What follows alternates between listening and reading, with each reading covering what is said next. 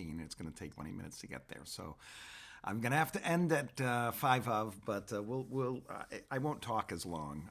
So we'll get our full complement of meditation and just trying to make sure we're up and everything's running well.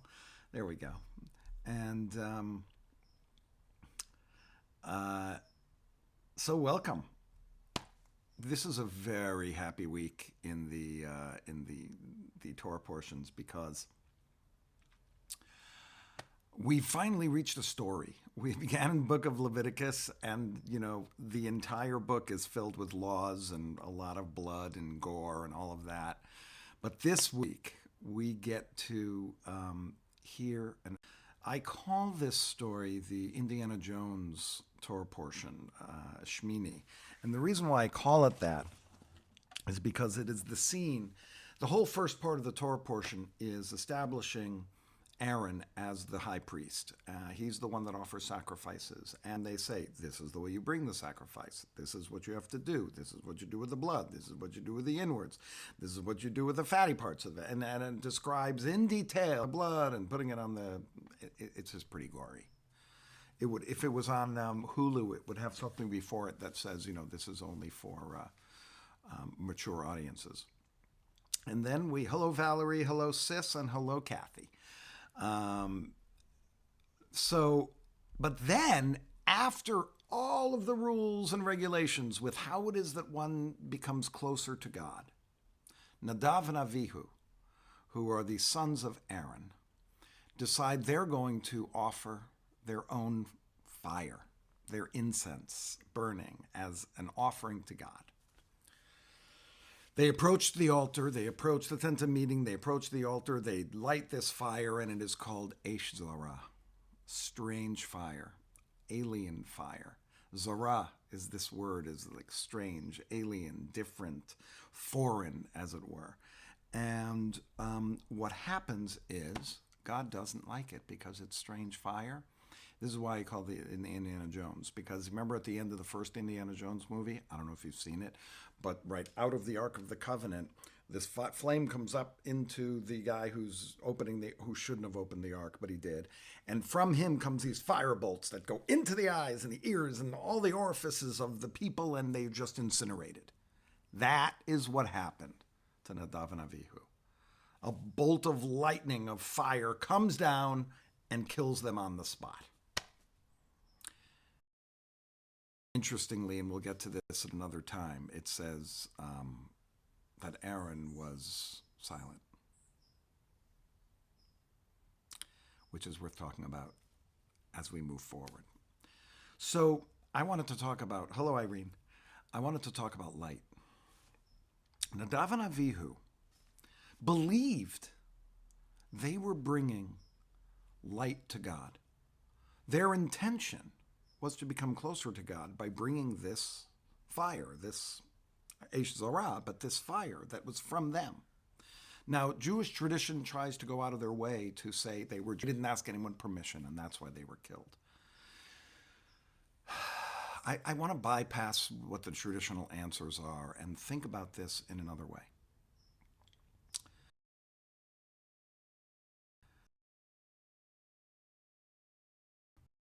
That all of us want to bring a positive light into the world. And if we don't, why? Why don't you want to bring a positive light into this world? Why don't you want to bring something into the world that brings about goodness? And so I have to believe that Nadav and Avihu felt like they were bringing. The problem was it wasn't the right kind of light. And when you think back, I mean, just to bring it into Putin, thinks he is bringing light into the world. Maybe he's convinced himself of that. Maybe he certainly believes it. But people, I once had a teacher when we were studying Shakespeare say, Iago, who was the great villain of Othello, doesn't look in the mirror and think he's a villain. He looks in the mirror and thinks he's doing good things. And if we look at our politics in this country, on both sides, right? You have two people talking about the same exact thing. One is vehemently fighting on this side, one is vehemently fighting on this side. They both believe that they're bringing light into the world. So I was really thinking about this, in that Nadav and Avihu could not have imagined that they were bringing Eish Zara. They had bringing Eish Kodesh, right, a holy light, to become closer to God. So I guess when I'm trying to filter things through a mindful lens or a meditative lens, we would just have to ask ourselves a question. Is this light at this particular time that I'm trying to bring forth, is this a positive light? What is this light? What is the reason for my vehement behavior about this particular subject? Why am I fighting for X? So that we need to ask ourselves the question, as we go through our lives and try to bring this light into the world, am I really bringing light into the world? Or is this light that I'm bringing causing someone else pain? Is this light I'm bringing taking something away from what is goodness in the world? Am I contributing to a light of goodness? Or am I just bringing my light into the space because it's mine and I need just to bring myself in there? And I think if we look at what motivates us to bring whatever this light is, and to notice what it does to me to bring this light. I mean, it could be that it's painful for me to bring something into the world or put something out into the world. I would say, okay, so if this is painful for me, maybe it's painful for others. Is this what I should be fighting for? Is it the right thing to do? And that one right there is really tough because, as I said, people on both sides of a political spectrum believe that their way is the right way. And I guess the mindfulness question is it? What is the goodness it's bringing? Is it hurting anybody? There's times where I've been in arguments with a decision about something. And I'm trying to defend it. If it's pointed out that there's people hurting from my actions or what I've said or what I've done, I need to think about that and take that in and reflect upon it and notice what my actions or sayings are doing with and for others. That's not to say that if you really feel like you're bringing light into the world, that you don't stick to your guns and say, listen, there might be people against what I'm trying to do, but I know that it's the right thing to do. There could be that, and then I think that makes you feel as if you're doing something that brings you fulfillment. But I think it's important to ask the question. I mean, there are times where, even, with my kids, I've thought about, there's times where it was just good for me, what I wanted them to do or what we were doing together, but it wasn't for them. It was just for me. So part of that question of this light that you're bringing into the world, Nadav and Avihu thought they were bringing good light, but maybe it was just, for them. It was selfish. It wasn't benefiting anybody else but them. And that light is kind of a light that doesn't even go beyond them. And, I'm making an assumption that you 11 people are aspiring to bring a positive light into the world. And wouldn't you want to know if it's not? And I think one of the ways that we can discover whether it is or not is by our own reflection upon it. So I think one of the more wonderful teachings is this idea of bringing light into the world and noticing what is the reaction to this light. What is the consequences to my bringing this light into the world? And then finally, am I doing this only because it's for me? Because it makes me feel better? Because it's comfortable for me? and that might inform us as to how much we do bring this light into the world, whether we really push it, whether we keep this inside, or whether we feel that it's something that the world can benefit.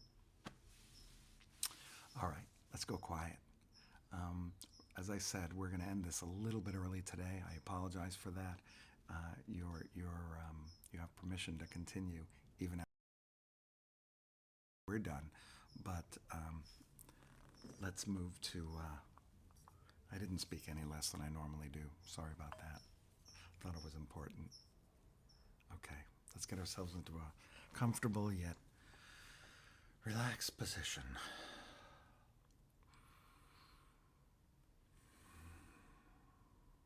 Or just allowing everything to be as it is. Feel your breath come in. Feel your breath go out.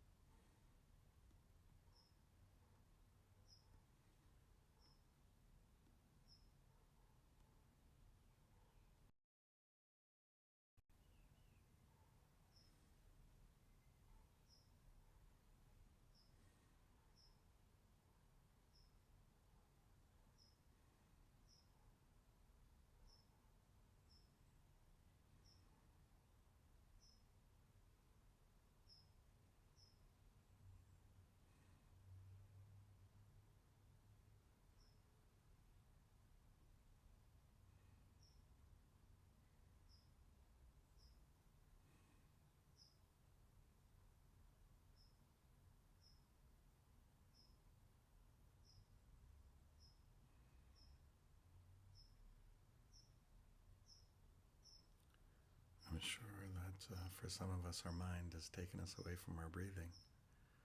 Just with love and kindness, bring yourself back to the breath. Notice how it feels. Allow everything just to be as it is for now.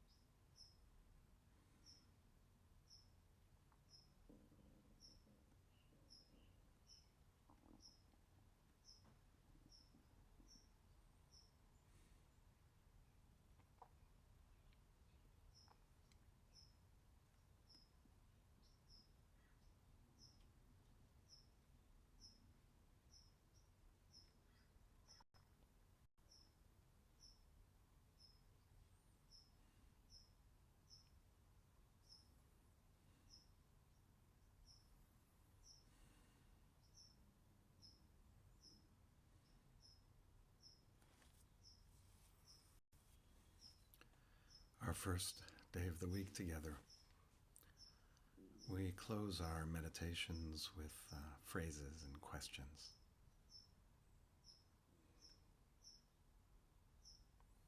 On Tuesdays, we do the first of the priestly benedictions.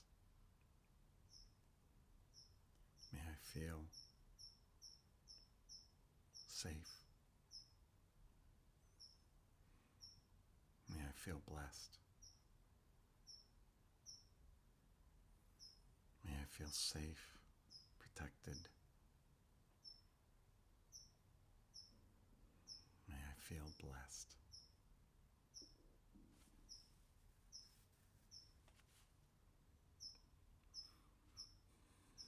With each breath, one of these questions.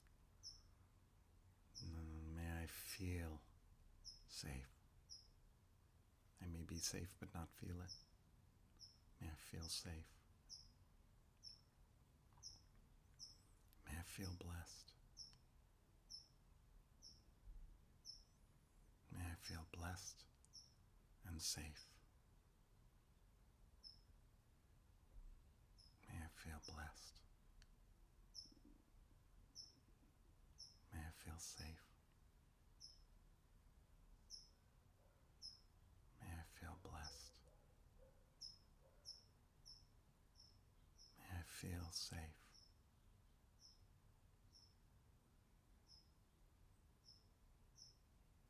May I feel blessed. May I feel safe. May I feel safe. May I feel blessed.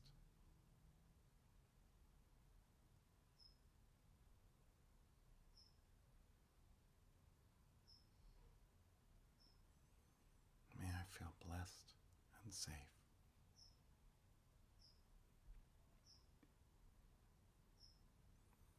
May I feel safe. May I feel blessed.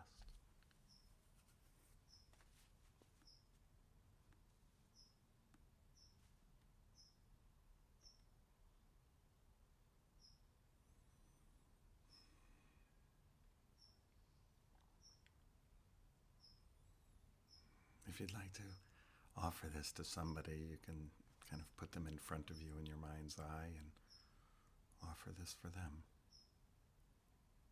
May you feel safe. May you feel blessed.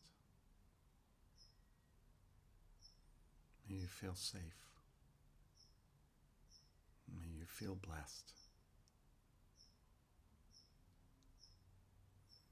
May you feel safe. May you feel blessed.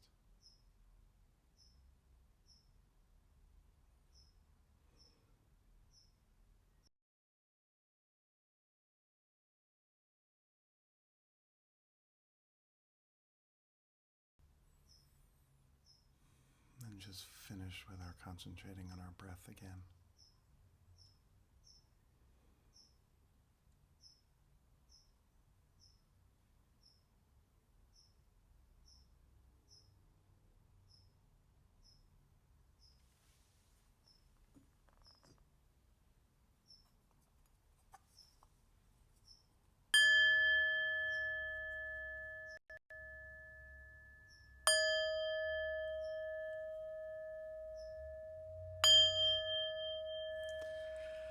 Thank you so much for joining me today. I hope you were able to find some semblance of peace and stillness.